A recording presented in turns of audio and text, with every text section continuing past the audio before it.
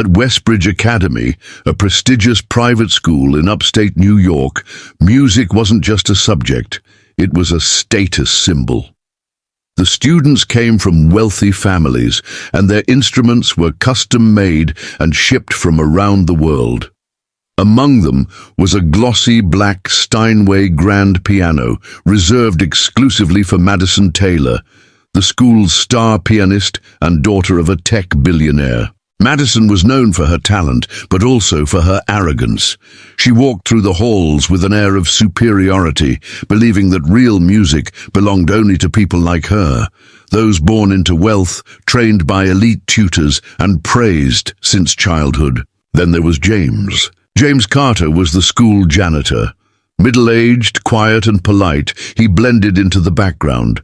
Every morning he mopped the floors and emptied trash cans, and every evening he watched students like Madison perform in the practice rooms from a distance. What no one knew was that James had a deep connection to music. He had taught himself to play piano as a teenager, but life forced him to put away that dream. Bills needed paying.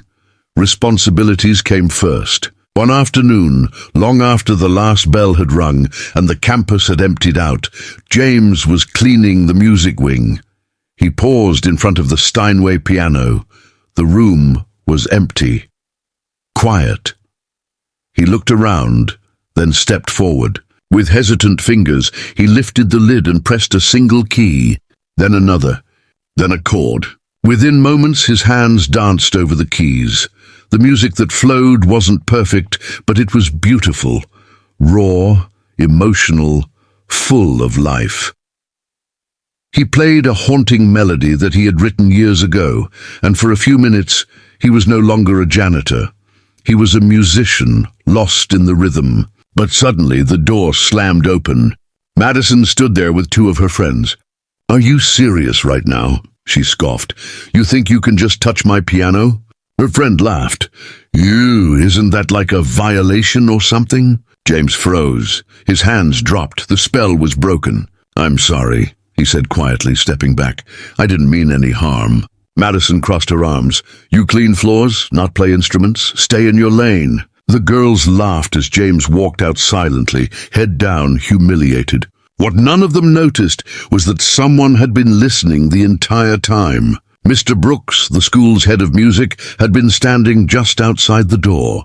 He had heard every note James played, and every word that followed. He watched James leave, then looked at Madison and her friends with disappointment.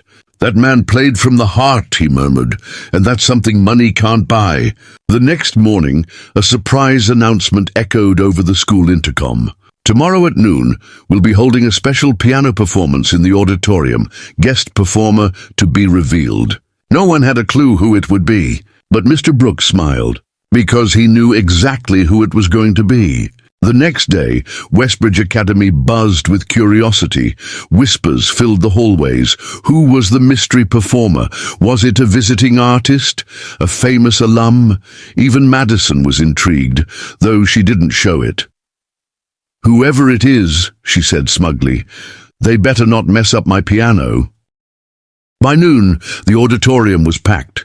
Students, teachers, and even a few parents had shown up after the cryptic announcement. The Steinway grand piano stood center stage, polished and gleaming under the spotlight.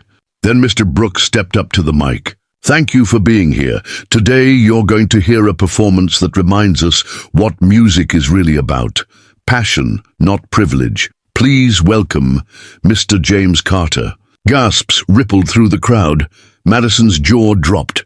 "What, the janitor?" she whispered. James walked onto the stage wearing his simple work clothes, no tuxedo, no spotlighted entrance, just calm, quiet dignity. For a moment, he hesitated in front of the piano. Then, with a deep breath, he sat down and placed his fingers on the keys. The moment he began to play, the room fell silent. He wasn't just playing notes, he was telling a story. The music rose and fell like a heartbeat. It carried joy, sorrow, hope, and years of unspoken dreams. Even students who had once mocked him now sat frozen, eyes wide, moved by the unexpected beauty of it all.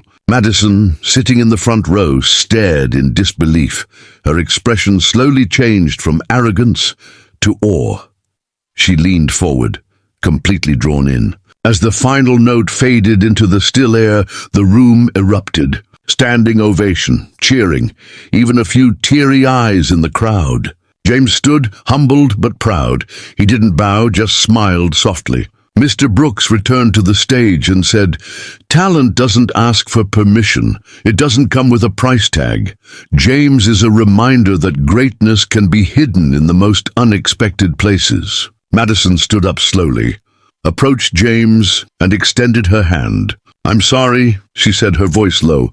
"I judged you without knowing anything about you. That was incredible." James smiled. "Thank you, and remember, music doesn't care who you are. It only cares how you feel." From that day on, things changed at Westbridge. James wasn't just the janitor anymore. He became a mentor, helping students who wanted to learn from him. Even Madison started taking lessons from him, eager to understand the emotion he poured into every note. And the Steinway, it no longer belonged to just one person. It belonged to every heart that wanted to speak through music. Moral? Never judge someone by their job or background. True talent, passion, and soul can shine through even the simplest hands.